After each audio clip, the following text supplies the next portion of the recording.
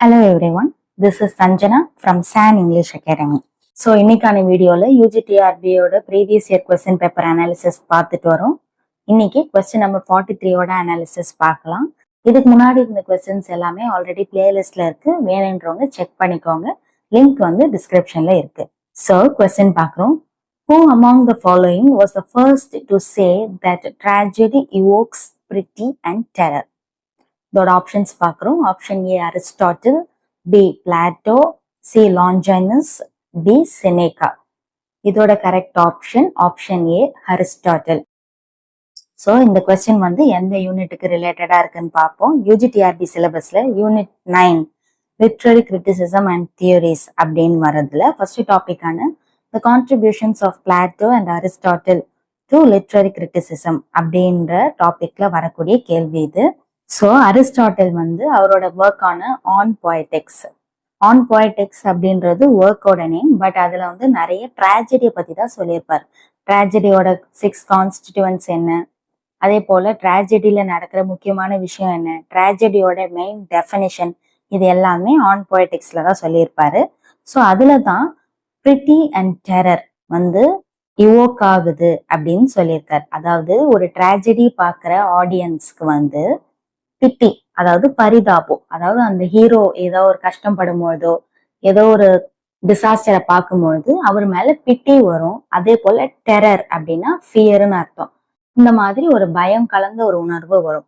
So அந்த tragic ஹீரோவும் சாதாரணமா கஷ்டப்பட போறதுல ஏதோ ஒரு சின்ன தப்பு செஞ்சு அவரோட லைஃபே முடிகிற அளவுக்கு ஒரு பெரிய விஷயம் நடக்கும். ஸோ அந்த மாதிரி ட்ராஜடியை பார்க்கும்போது அந்த ஆடியன்ஸ்க்கு வந்து பிட்டி அண்ட் ஃபியர் வரும். ஸோ இதை தான் வந்து கத்தாசிஸ், பர்கேஷன் அப்படின்னு சொல்றோம். பர்கேஷன்னா பியூரிஃபிகேஷன் அப்படின்னு அர்த்தம். நம்மளோட ஃபீலிங்ஸை வந்து நம்ம பியூரிஃபை பண்றோம். ட்ராஜடியை பார்க்குற ஒவ்வொரு ஆடியன்ஸும் அவங்களோட ஃபீலிங்ஸை வந்து பியூரிஃபை பண்ணிக்கிறாங்க. அவங்க வந்து அந்த கேரக்டரை ரியலாவே நினைக்கிறாங்க. ஸோ அதுதான் வந்து இந்த பிட்டி அண்ட் டெரர் அப்படின்னு சொல்லி அரிஸ்டாட்டில் வந்து ஆன் பொயட்டிக்ஸ் அப்படின்ற ஒர்க்ல வந்து சொல்லியிருக்காரு. இந்த ஒர்க் வந்து கிரீக் டிராமாட்டிக் தியரியை வந்து ஃபர்ஸ்ட் சொன்ன ஒர்க்கா இருக்கும்.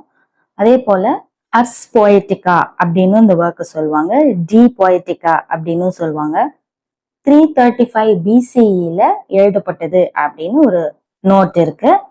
அதே போல நம்ம அரிஸ்டாட்டில் பத்தி நல்லா தெரியும். அவர் வந்து ஏன்ஷியன்ட் கிரீக் பிலாசபர், பாலிமேத் அப்படின்னு சொல்லும் பொழுது நிறைய லாங்குவேஜஸை பேசக்கூடியவர்.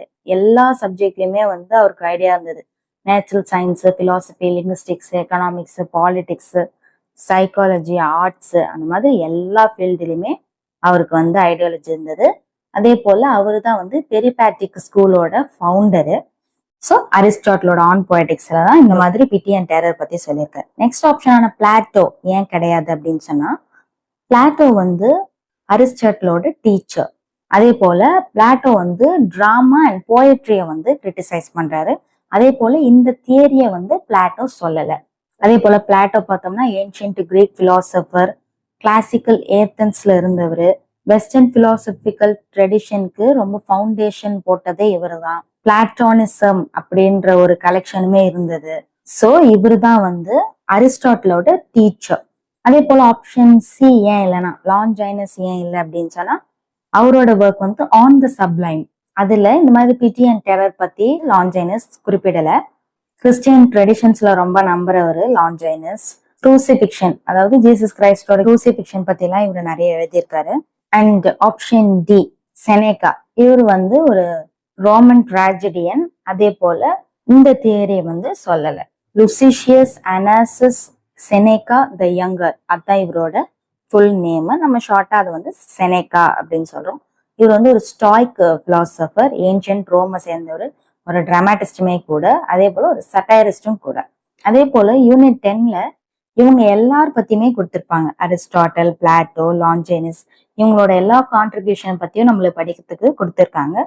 பட் இருந்தாலும் உங்களுக்கு இந்த கரெக்டான டெஃபினேஷன் தெரிஞ்சிச்சு அப்படின்னு சொன்னா இந்த கொஸ்டினை ஈஸியா ஆன்சர் பண்ண முடியும்.